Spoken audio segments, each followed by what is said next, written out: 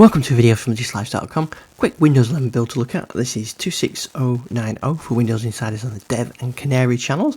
There was just a couple of things to show on this one.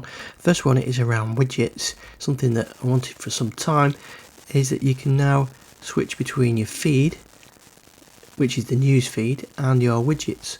So effectively you can just look at widgets and not news feed. So you can actually customize this board, make it a bit more useful, and then you don't need to look at the news stuff, which tends to be less useful for me, so I quite like that. So that's was introduced a couple of builds ago, then they stopped rolling it out, but now they've rolled it out there, so I like that. I think that is a much better use of the screen for widgets.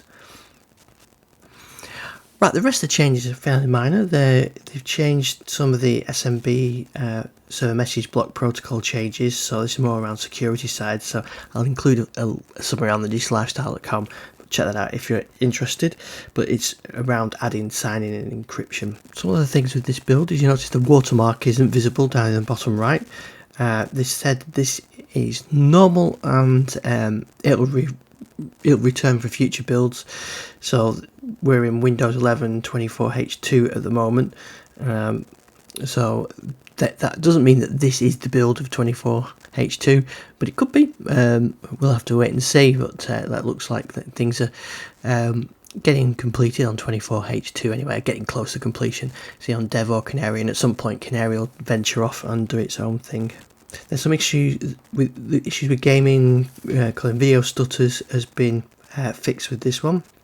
And they fixed an issue with File Explorer crashing and File Explorer reverting to the previous design. I hadn't seen that when I tested it out, but that's where it went to sort of the old look.